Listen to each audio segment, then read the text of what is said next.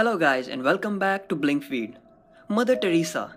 The name when heard brings in mind a picture of a saint who dedicated her entire life for the poor. But was it all true? Was she truly a saint or was this all a cover? Let's find out in the video.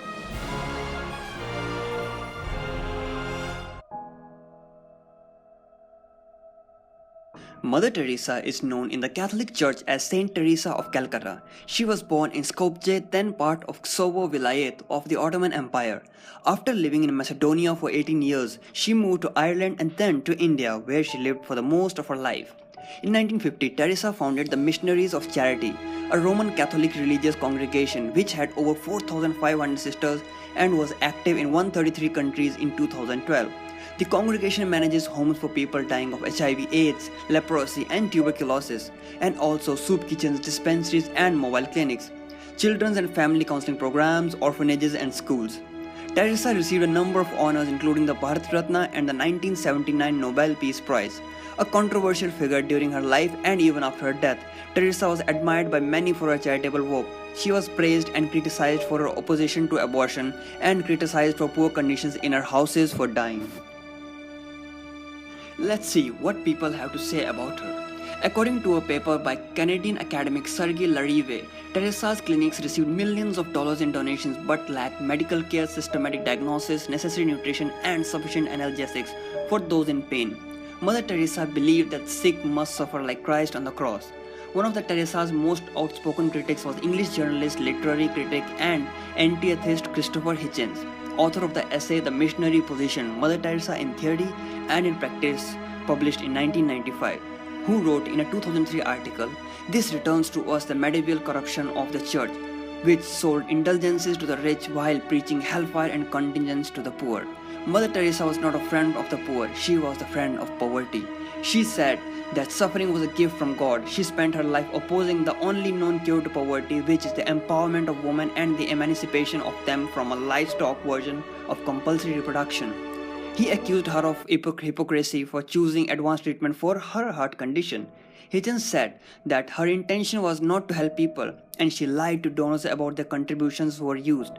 It was by talking to her that I discovered that she assured me that she wasn't working to alleviate poverty.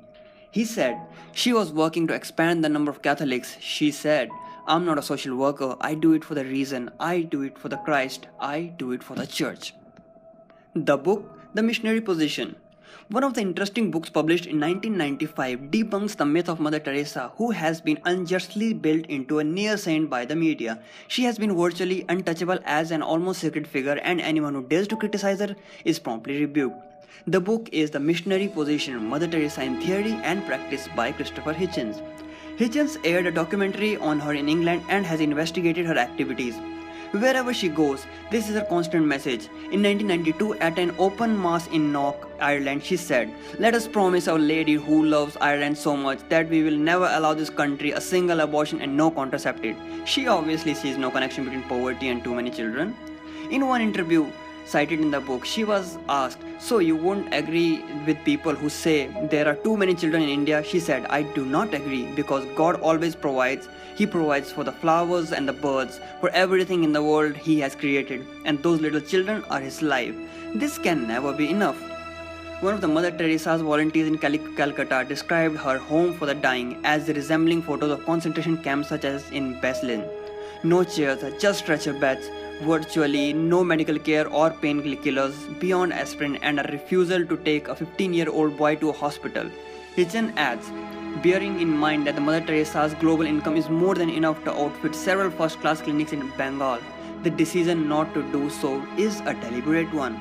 The point is not the honest relief of suffering, but the promulgation of a cult based on death and suffering and subjection. The fake miracle. Monica Basra, a poor tribal woman in West Bengal, was suffering from tuberculosis and a cyst was found in her womb. Dr. Ranjan Mustafa of Belur Ghat Hospital treated her and acute cyst disappeared after administering medicines for 9 months. She was a poor lady and had 5 children. They could not raise them. Catholic nuns took that opportunity, offered her help and free education to her children. They also offered her some land, but she had to say that her disease was cured by Mother Teresa. How? When Monica saw a hanging locket, she found a picture of Mother Teresa in it. That cured her cancer disease. But doctors clarified that she had no cancer and she suffered with tuberculosis. The husband of Monica and the doctor who treated her gave interviews to New York Times correspondents where they told the truth. Later, the Catholic nuns started concocting stories. Surprisingly, the medical records of Monica Buster disappeared from the hospital. Yet, Pope determined to make her saint, which they could not do. But to start with, they beatified her and called blessed. Of course, in due course, it's no wonder that they concord another miracle and finally make her saint. Needle sharing. Needles were reused over and over, and nuns rinsed hypodermic needles under cold water tap. When a nun was asked why she was not using boiling water to sterilize the needles, she dismissively said, "There's no point, there's no time." A young boy of about 15 was dying, and an American doctor advised Mary Lordon that she had been trying to treat this boy and that he had a relatively simple kidney complaint that had got worse and worse because he hadn't had antibiotics and he actually needed an operation. The nuns refused to take him to the hospital. He died unnecessarily, as did many others, including a newborn baby girl called Maria, who was admitted. The superior decided that she was not to be fed from a treated bottle as there was an epileptic child in the room.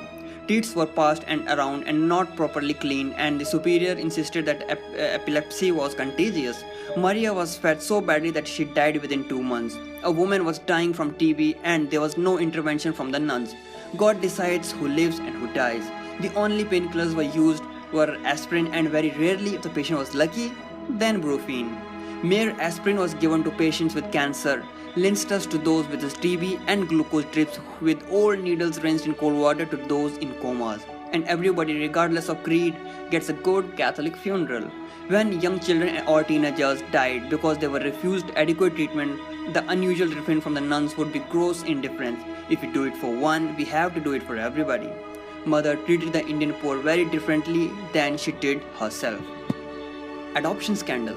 The missionaries of charity used to charge an unofficial adoption fee and were quite open about placing the children with Catholic families, often in exchange for large donations. Donations from adopting couples remain a large source of income for the organization. In 2013, 13 of our orphanages recently closed in India for the inability to comply with the new state rules where orphanages must let single and gay couples adopt. Previously, the orphanages could decide who the child would be adopted by. In the small classroom prayer, and also the solely Catholic, despite telling the world that she allowed the children the option to pray to their own gods. In his book, The Final Verdict, Arup Chatterjee describes how he witnessed a very poor woman with children thrown out in the streets by the nuns. After some agitation and anger expressed by the local shopkeepers, who took pity on the poor woman, the nuns reappeared at the door and said that they would only take care of her if she signed over the children to them, and the author safely assumes that the children would then be adopted by a Catholic family. The irate and incredulous mother, though poor, refused to sign her children over to them. Secret American agent. Many theorists also believe that Mother Teresa was an American agent in India who was sent to stop the influence of Russia over India.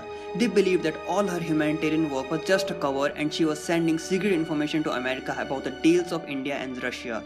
She worked as agent until the disintegration of USSR. More false claims. Mother Teresa also made outrageous and truly bizarre claims in the front of the world media that she fed 9,000 people a day when in fact the numbers were more likely 150 a week, and most exclusively those who had a family card, which really translated that those families who had converted into Catholicism.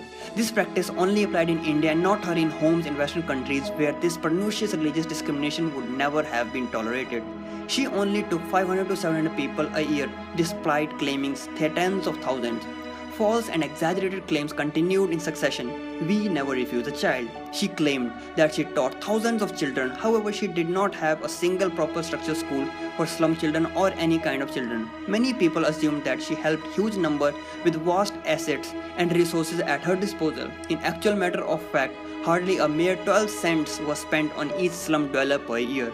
In all probability, a portion of this measure figure was spent on upkeep of a religious community. A very small, minute portion went to the poor. Thank you guys for watching, and if you have any questions, feel free to comment. And don't forget to subscribe for explanation of more controversy theories in this series.